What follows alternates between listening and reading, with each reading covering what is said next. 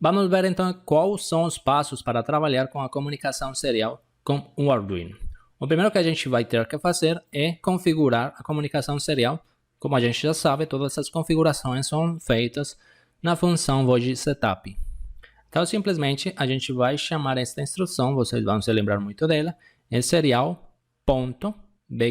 que está indicando que vai iniciar uma comunicação serial. E entre parênteses, a gente vai colocar a velocidade de comunicação. Essa velocidade pode ter os seguintes valores: 300, 600, 1200, 2400, 4800, 9600, 14400, 19200, 28800, 38400, 57600 ou 115200. Qualquer dessas velocidades a gente poderá configurar no nosso Arduino. A mais comum, ou a mais típica, que o pessoal usa, é a 9600 baudios. Então, a velocidade tem uma unidade de medida conhecida como o baudio, que corresponde simplesmente ao número de alterações de um sinal por segundo. Então, quando nós configuramos o nosso Arduino com a comunicação serial, como a gente está fazendo uma comunicação entre dois dispositivos, neste caso entre o computador e o Arduino, então ambas as partes devem falar na mesma velocidade, ou seja, que se o computador quer receber informação do Arduino, ele tem que ter a mesma velocidade, vamos supor que está em 9600, e o Arduino na placa, se ele quer transmitir ou receber também dados do computador, ele terá que também falar na mesma velocidade, ou seja, em 9600. Se algum dos dois equipos tem uma velocidade diferente, os dispositivos não conseguirão se comunicar adequadamente, por causa de que um dos dois dispositivos está falando muito mais rápido do que o outro.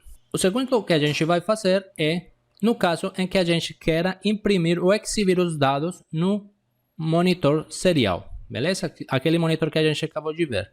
Então, simplesmente, se nós quisermos exibir os dados que estamos recebendo, os dados de alguma variável de nosso Arduino, simplesmente vamos colocar serial, que é a função serial, né? Ponto, porque é uma estrutura, print. E entre parênteses, os dados que a gente queira mostrar lá no monitor serial.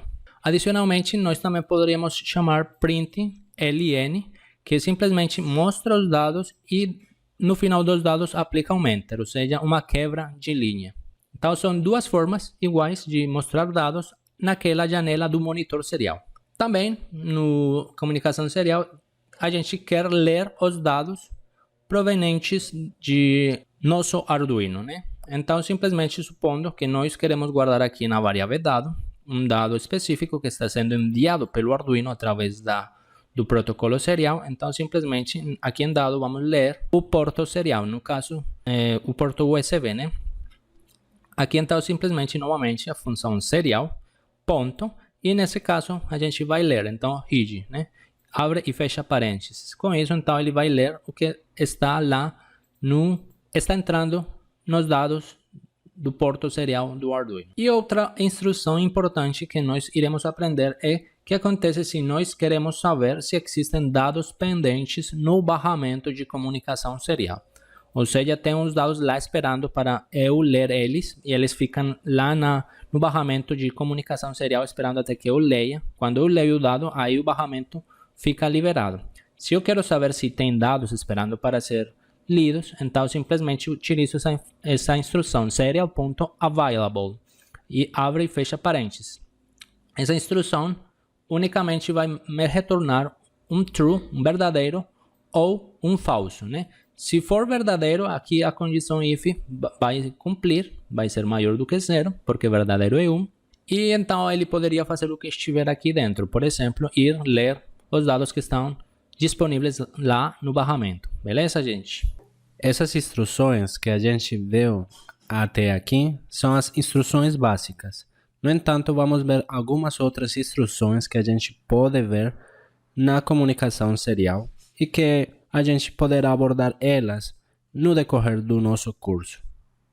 Por exemplo, se nós desejarmos desabilitar a porta serial e assim poder usar os pinos TX e RX como pinos digitais, nós podemos utilizar serial.end abre e fecha parênteses. Assim, esses pinos ficam livres para a nossa utilização de nossos projetos. Se nós quisermos perguntar, por exemplo, se a porta serial está pronta para se comunicar, vamos fazer um if normal, só que entre parênteses vamos perguntar pelo serial.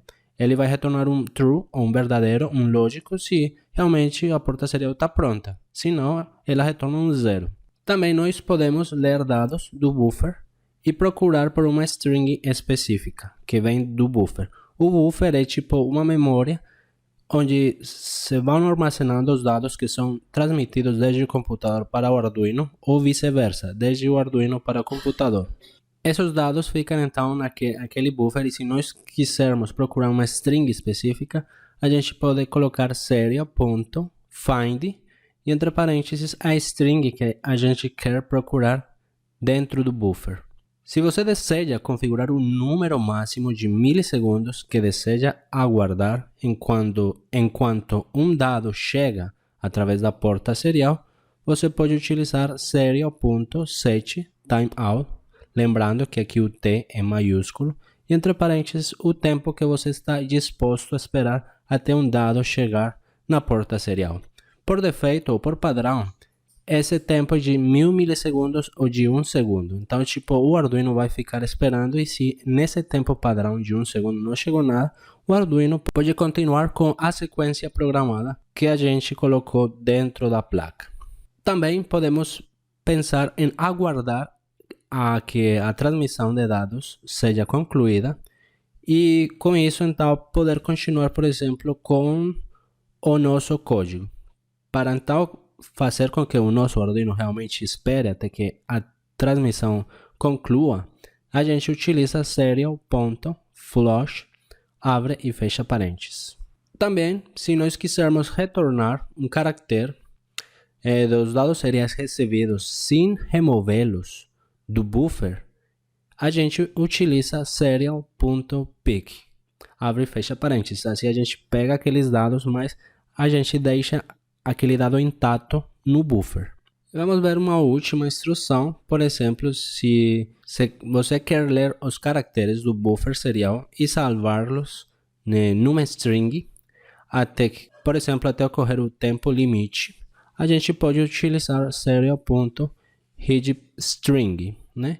E com isso, então, ele vai salvar aqueles dados dentro de uma string. Então, a gente faria uma assignação aqui para que ele assine o string, aquele valor dentro do string.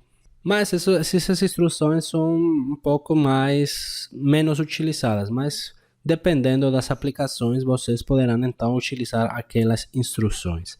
Mas no decorrer do curso a gente vai ver algumas delas e ver como é que funciona. A gente tinha falado então que nós temos também Arduinos maiores, como o Arduino Mega, o Arduino Due, que a gente viu que ele possui vários portos de comunicação serial. Então, no caso de se trabalhar com uma placa que tem mais de uma porta serial, tais como o Mega ou Due, as instruções a utilizar nesses tipos de Arduino são exatamente as mesmas, tendo como base que é a porta padrão serial, na qual está ligado aqui a porta USB, essa aqui será o padrão, que será a mesma que está aqui em TX0 e RX0, né? Ela que se conhece como o serial 0, e a gente simplesmente utiliza o comando serial, que é como a gente está vendo aqui, serial.readString, serial.pick, né? Essa é a instrução padrão, e se a gente faz essas instruções, então a gente sabe que está utilizando o serial 0 ou está utilizando a porta da USB. Mas se nós quisermos utilizar, por exemplo, a porta serial 1, a porta 2 ou a porta 3 que tem a Mega, né? Então elas são conhecidas como serial 1, serial 2 e serial 3, né? Então, por exemplo, para imprimir ou ler dados, pode ser feito da seguinte forma. Vamos supor que aqui a gente quer imprimir um dado na porta série 1, né? Então a gente só coloca serial 1, ponto, e a gente sabe que para imprimir dados é print e o dado que a gente quer imprimir. Se a gente quer ler, por exemplo, um dado da porta série 3, simplesmente aqui em dado, colocar serial3.read E assim a gente está lendo os dados que vem aqui na porta 3. E, por exemplo, para escrever um dado, serial, no porta 2, serial2.write e entre parênteses o dado. Então, vocês estão vendo que são as mesmas instruções, só especificar o tipo de porta que a gente quer usar, 1, 2 ou 3. E a padrão simplesmente é serial, sozinho, sem nenhum número. Beleza, gente?